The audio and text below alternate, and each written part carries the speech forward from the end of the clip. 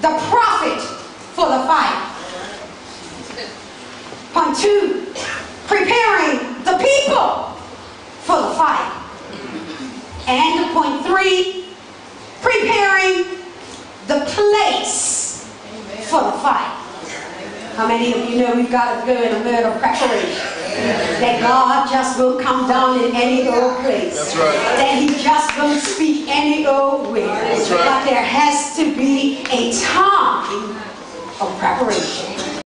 So that we are to understand that one way or another, when God has called you to something, it shall be. Make every excuse you want. All right, it may be true, but God, if He has placed it in you, it shall come forth. My God, if He's got to raise Ellen, if He's got to raise Cain, if He's got to raise Joanne, if He's got to raise Shaniqua, if He's got to raise Micah, whoever God's got to raise, He's going to raise them so that you complete the work that God has called for you to do. Or should I say the business of his father-in-law, Jethro. He was just minding his business. Can I stop there and have a little preaching moment? Anybody ever been minding their own business? Just living life like you want to live. Enjoying the backside of the desert. Enjoying a condo. Enjoying a holiday. Enjoying a BMW. Enjoying what you want to enjoy. And God stepped down in the midst of your enjoyment and He spoke that He has called you by your name. And there is a purpose.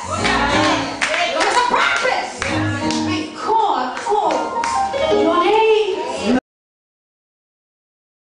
It won't destroy you. You may feel the heat. You may see the light. You may even see it's dangerous. But when God steps in a fire, fire don't have any type of effect except what God has commissioned it to have. Fire! You think God wastes His time stepping in a fire? He's going to speak a word in the fire. Tell somebody He speaks in the fire. There you go. Speaks in the Lord. Listen, the fire cannot destroy you because it is destiny fire. If you look, you will note that while in your fire, you are not being destroyed. Oh, yeah, I know you're going through a lot, and I know it's real. I'm not going to belittle that. But can I tell you that because you're still here, you have not been destroyed. And the reason that you have not been destroyed because that fire is a destiny fire. Because God has spoken purpose over your life. And so come rain, come storm, come fire, God's going to get the glory out of your life. God's going to get the glory out of your situation. Yes, He will. Servants through the fire. God validates who is His by causing them not only to survive their fire, but apparently thrive in the fire and after the fire. Any fire people? Anybody understand you're going to go through? And then when you come through, you're going to be at a better place than you could have imagined because God is speaking through your fire. And the fire will burn, but the fire will not consume you. No. Fire only will mandate for you what you must do. How would He deal with such a complaining people? What would He say? He needed to hear a word from God. The people had already started murmuring against Him and had already complained when there was no water, how easily they turned their back on Moses. But here is what I like, people of God, that when the people turned their back on Moses, Moses went back, oh, Lord have mercy, to the place where he heard the voice of God in the first place. And I need somebody to get it. That when you feel God has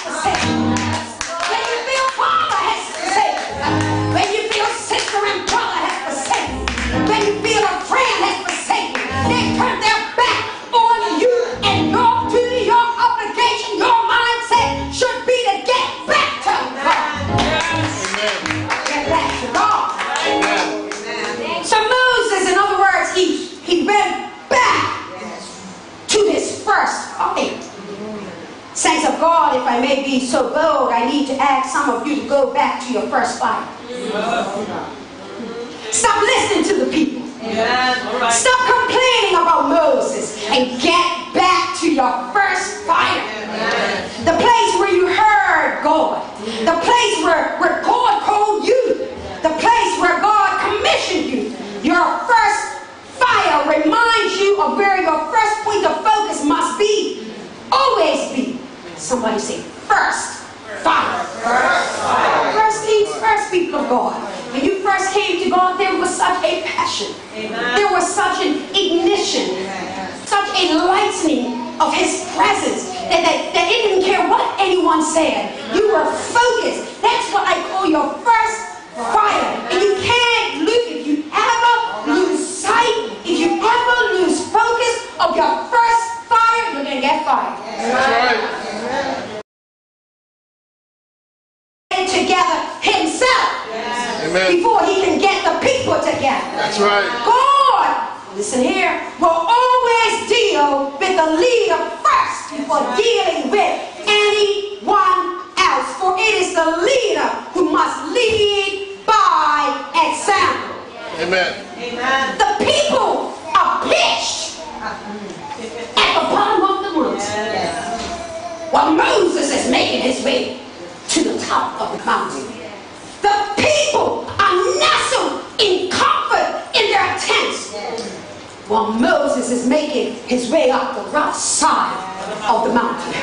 And the people are busy talking to each other when Moses is getting ready to talk to God. And I need to ask you today, are you going to be located this year down at the nether part of the mountain, or will you dare to reach that place where God is? Go to your first fire, go after the fire, go after the fire, go after the fire, because where the fire is, that's where God is. Fire! God reminds Moses that the people are the people of Jacob and Israel. Jacob and Israel, they're the same person. That's right. Well, they're the before and the after. God is saying, listen, Moses, ace boy, don't forget who you're dealing with. You're dealing with Jacob and Israel. 1 minute they're going to have it together, the next minute they're going to be fighting. 1 minute they're going to be cussing, the next minute they're going to be blessing. Jacob and Israel, but you know what I like? He starts with Jacob and he ends with Israel. Can I tell you that God has hope? That no matter where you start, you're going to stop at Israel. No matter where you begin, you're going to end at Israel. No matter who you are now, God knows who you are to become. Israel. Moses, don't be discouraged when the people look like and act like Jacob. There's a change coming, and they will be Israel. Moses, do not look with your natural eye. No. See with your spiritual eye. That when you're going through a present moment that is trying, when you're going through an experience that you feel can take you out, we ask you to reflect back and remember what God already brought you through. Amen. God doesn't change. There's no variableness in Him. There's no shadow of turning with Him. And so if He did it for you, before, He'll do it for you. Come on, talk to me. He will do it again. Will He do it again?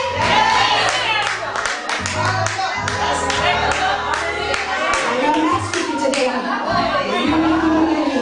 I'm telling you, I live in, I know He will do it again. I wake up in the morning.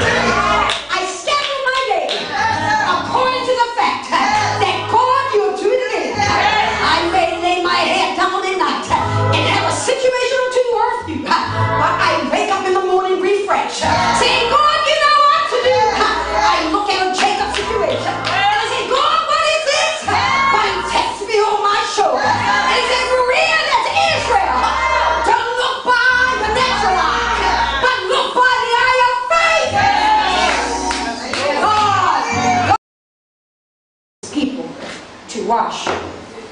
ultimately. God's an excellent teacher, you know. Because the people are not at the place to receive spiritual insight and spiritual teaching. They wouldn't be able to understand if God said, sanctify your hearts. So he begins at the beginning stage. He finds a level ground where all the people are at. He said, all right, there are carnal people, let's deal with it. Wash your clothes. See, when you begin to wash the clothes, you recognize, oh yeah, they were dirty. When you begin to wash the clothes, the water that started out clear, now you cannot see it the same way because it has become dirty. And so the lesson God is trying to say to them, listen, I want you to move from a state of being unclean to being clean. I want you to move from a state that you've been, look at this now, watch this. You've been satisfied in. Oh, come on. Oh, come on. If God had told them to wash themselves that means they would have continued. Amen. See, it's a catch move. Catch this.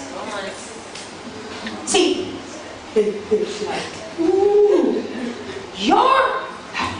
your state of current cleanliness may be acceptable to the people around you.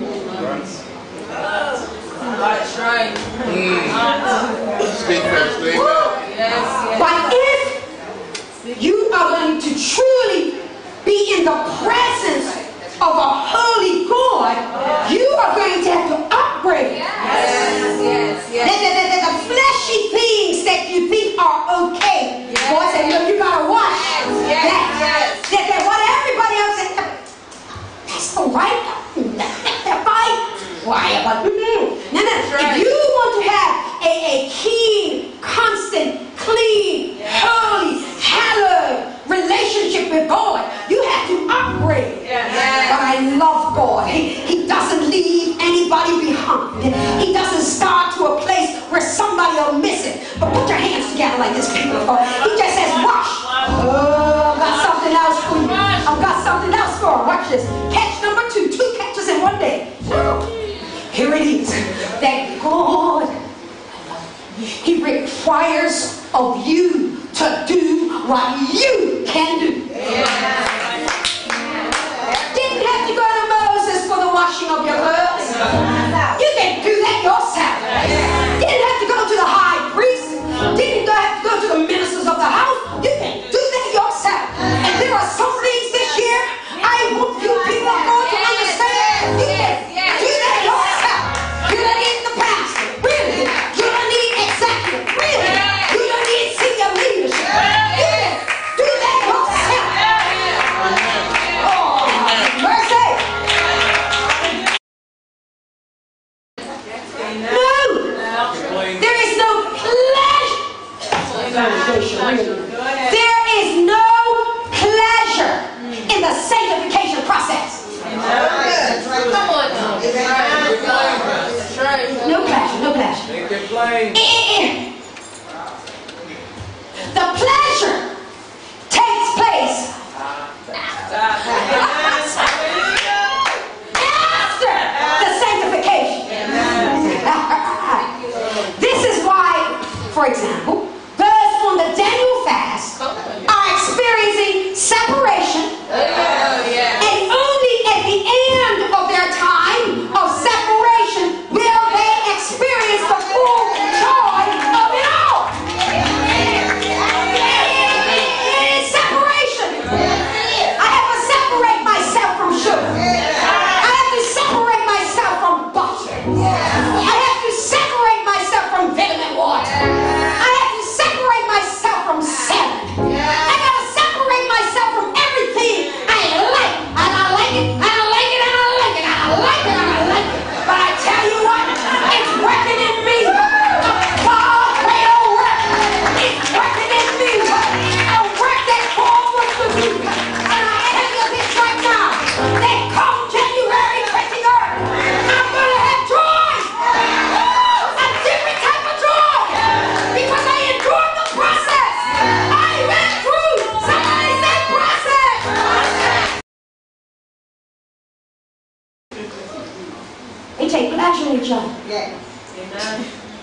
Take my time.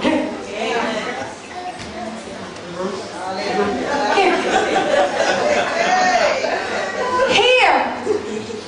You better keep your hand in your pocket. Go ahead in your pocket.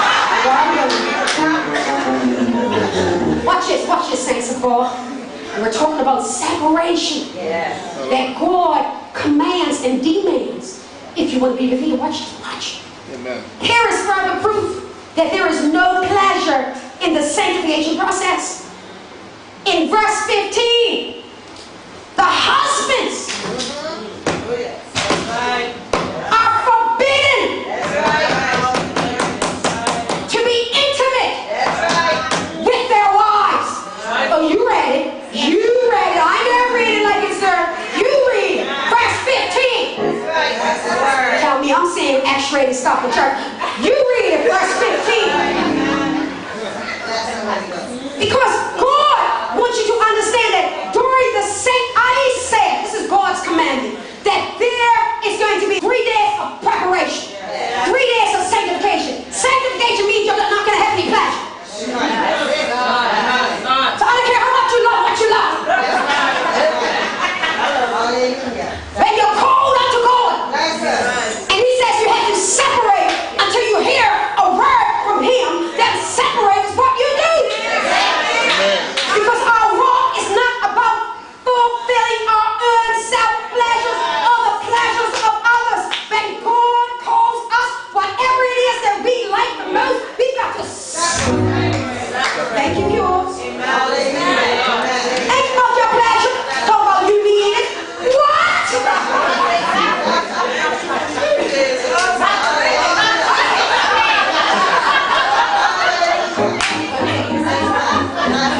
Let me tell you something.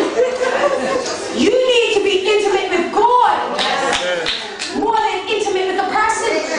Because you can be intimate with a person and lose sight of who God is.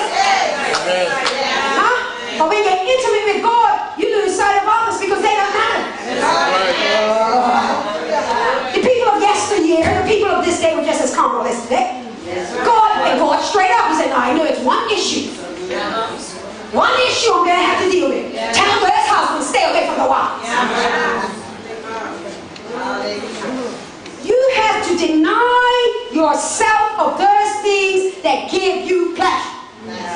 Whatever you like, God is going to test to see if you can give it up. How about that? It could be food, it could be a person, it could be whatever. He will test you. And that's why the only way to be holy is to be in God's presence and place God above every pleasure that you desire and allow God to be your total desire. Lord have mercy. If you seek desire, pleasure outside of God, you will find it and lose Him.